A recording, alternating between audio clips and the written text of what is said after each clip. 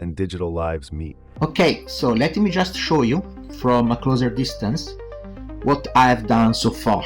As you can see, on the left side of the ear, I've placed a USB cable because this one is the micro camera that connects up to the front, and it can be powered either by batteries or from a USB source. The USB source can stay here on the side. Now, as you can see here, a bit closer, this is the way I've made the wiring. I put some padding all over the place so the balls and the cables and the electronic devices don't touch my skin directly. These ones are the eyes. I put Velcro to be able to attach them and detach them without having to glue them and remove the glue all the time. So if I have to make some repairs, I can just remove it. It's more work at the beginning, but you save time later on. So let me remove the padding I put here. And as you can see, these are the eyes, and they're going. This one is the micro camera in the center, and they just go down. I put some cable tires to keep the cables. This one is the coin battery slot for the eyes. This one is the micro camera, which is USB powered in this case, and the cable goes down here. Now there are different options. One option, it's a bit long but it still works well. I put this, basically it's a power bank. It sticks up to this way and it can power the camera. The good thing about this is when it's discharged, you just take it off. You plug it in, you recharge it, and then you put it back. Otherwise, by factory, the micro camera came with a USB slot, the micro SD slot if you want to put an additional memory, and it came also with this battery component that can be attached here. Now this is too big for my head and for the helmet, so I tried different options. The first option is I replaced it with just one battery, not two, so it's going to last half time, but I'm not planning on recording the whole day of the event.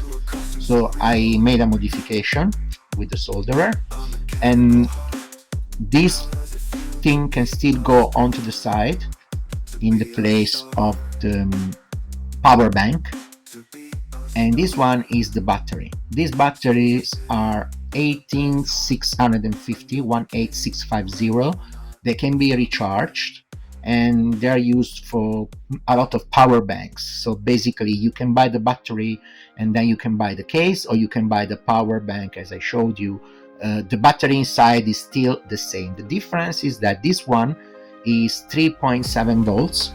So if I plug it into the casing, it's gonna output 3.7 volts. The micro camera works with 3.7 volts or 5 volts.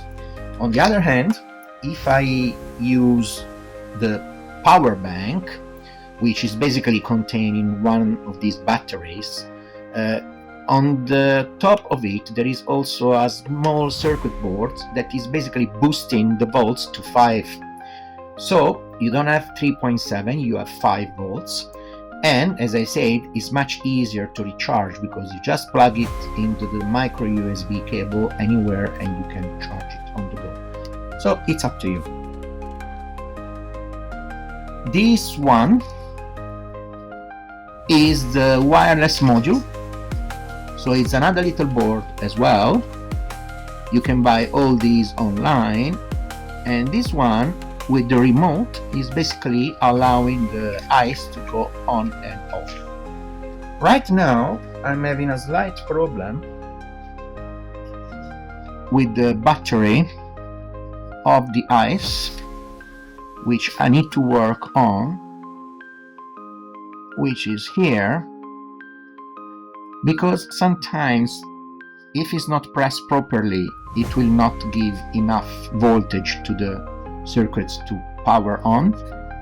So I'll have to work on this a bit more, but you can do your own modifications as well. There are different solutions on the internet. You decide which one you prefer.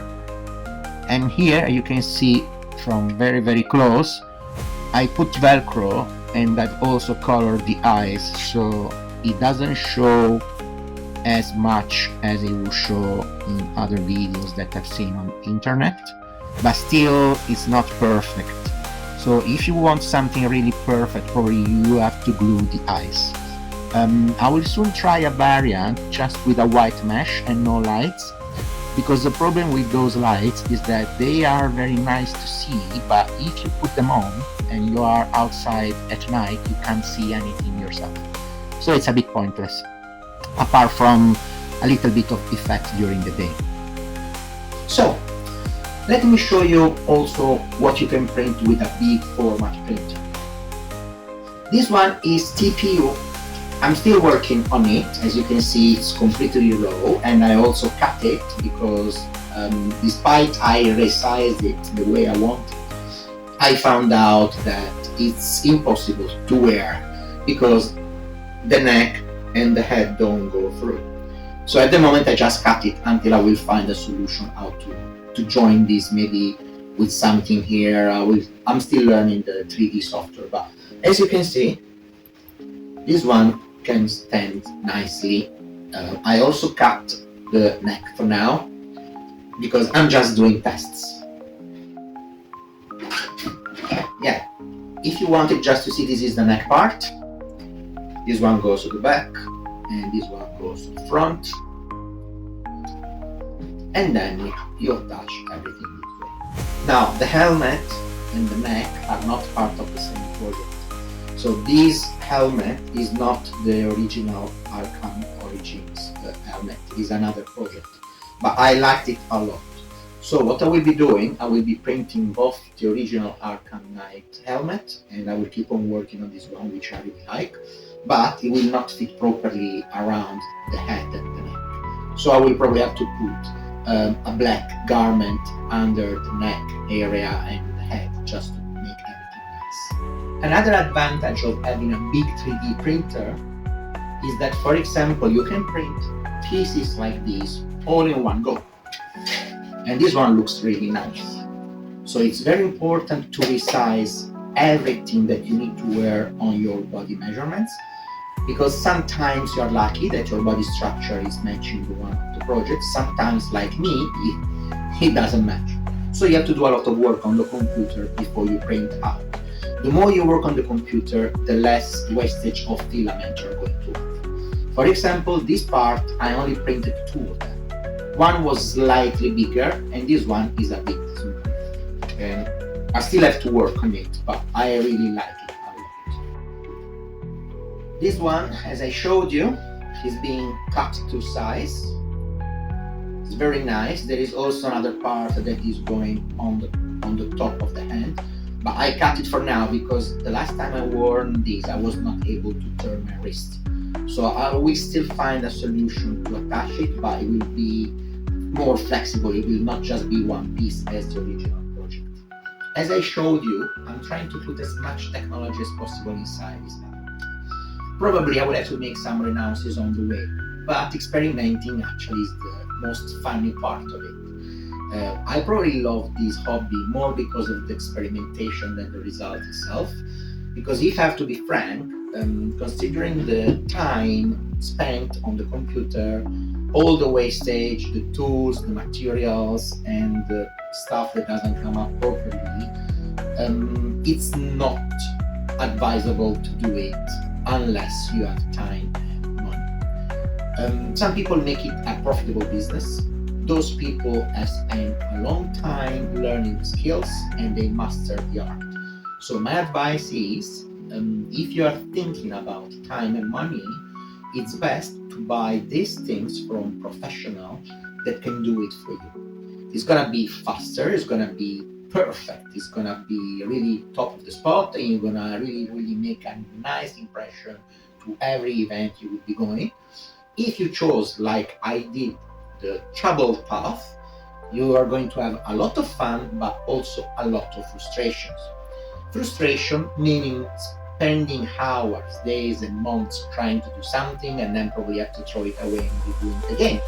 Or having to do one thing and then having to change, or simply experimenting with solutions that maybe come up into your mind at the moment, but you don't really know if they're going to work or not.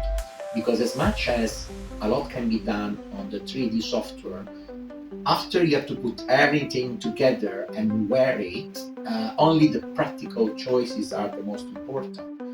For example, this Eva phone, when I bought it, I was having in mind that the helmet was going to be a bit wider than my head, so I could put all the electronics in the Eva phone.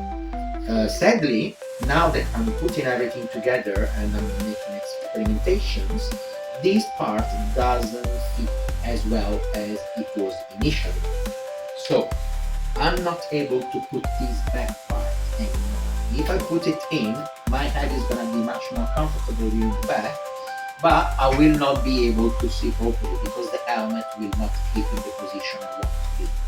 So sadly, this part is useless, but I'm not throwing it away because it might be useful either with modifications or maybe in this prototype or in other things that I will be doing.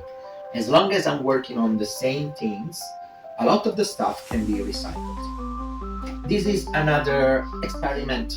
I've tried different Bluetooth headsets. One is the one I'm wearing, but there is a big gap in the back, so I can't use it. I also tried the color ones, but it's not really comfortable under the costume, even though it would be very nice to wear under the helmet. This one is another variant, which I love, but sadly the helmet was not sized to this. So I will have to increase the helmet of a few millimeters or maybe a couple of centimeters on the side. What I've done is I connected to the jaw material these receivers transmitters, and they are beautiful because the size is exactly what I needed. Unfortunately, it's the thickness that is too much, and when I wear it, I can't basically fit the jaw anymore. This one is a nice model because it's having also a microphone. So the initial plan, I'm just gonna show you because I've been doing a lot of tests with this one, it's still not working well. So the initial plan was to have it something like this, and then be able to talk, which is what I'm trying to reach as a result. Now, I don't know if it's gonna be easy or not to do, because as you can see, my head is already having trouble getting in. But I will try, maybe I will just increase this.